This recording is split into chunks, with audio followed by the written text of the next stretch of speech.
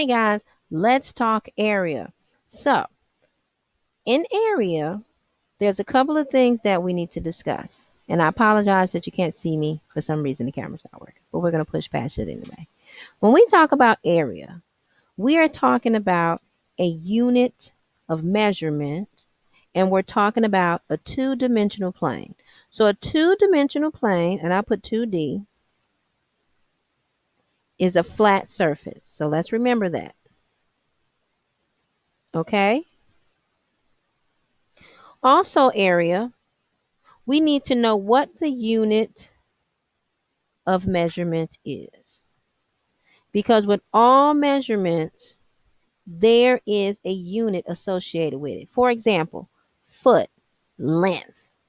So for area, the unit of measure is called a unit square. And you can use this symbol. That's the symbol, U2. Not a place go vertigo. Anyway, so those are the two things I want you to know at this moment about area. Okay? Now let's look at some shapes.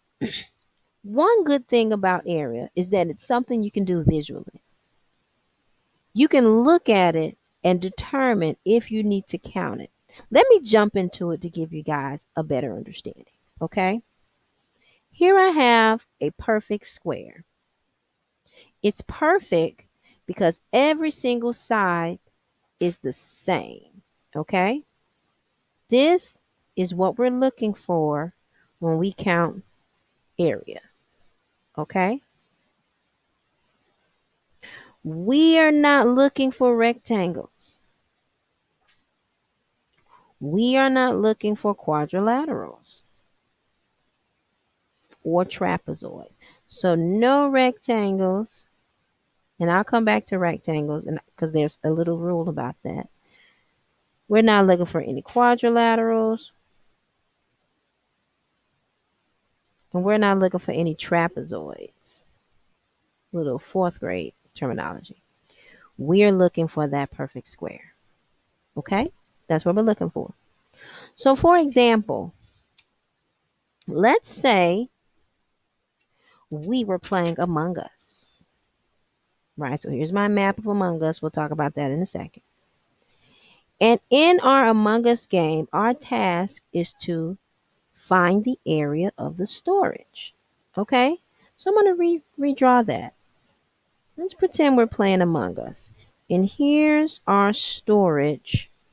And this is a little hallway that's in Among Us. Here's our storage. Okay? And we need to find the area of storage. Okay? Now, the imposter is going to try to trick us up.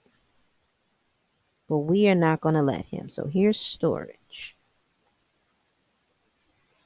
And our task, find the area of the storage room. Now there's a couple of rules about area. Rule number 1 is, and I'm going to say A, there's no gaps. The entire space is filled up. And then I'm going to say B, there's no overlapping. So when you overlap is when you put one thing on top of the other.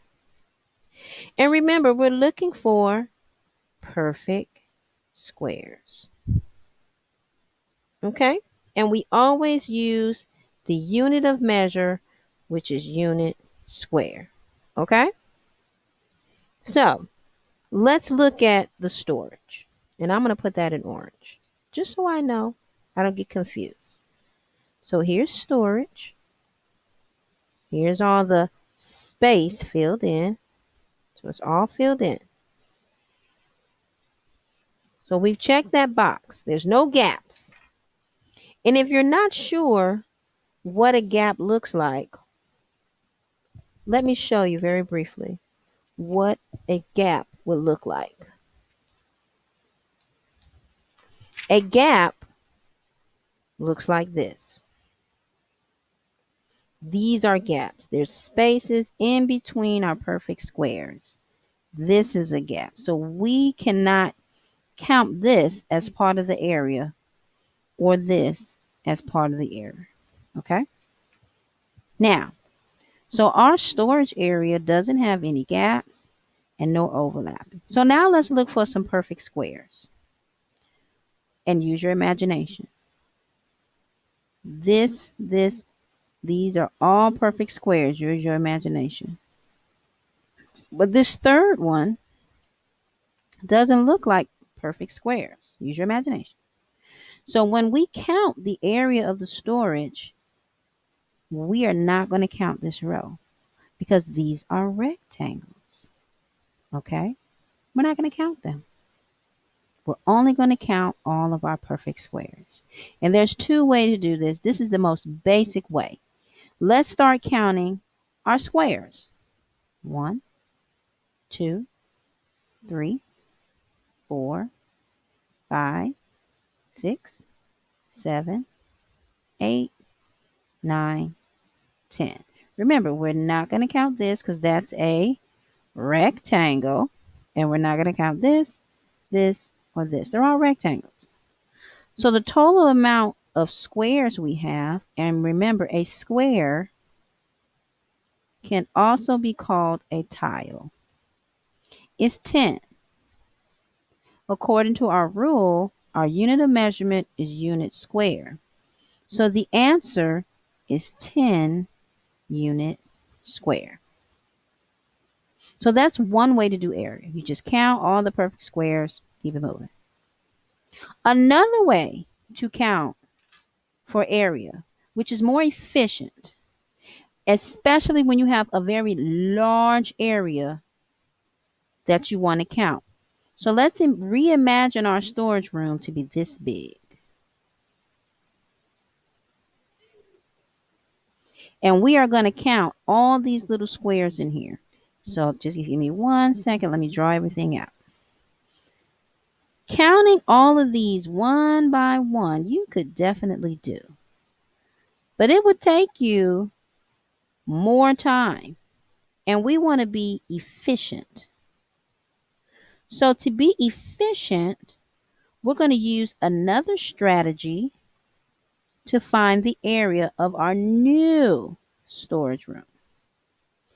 And that new method is called length times width. When we say length, this can also be a row times a column. Yes, row times column. Whoa, whoa, whoa. Miss McBride made a mistake. Did I say length was a row and width was a column? Oh, no.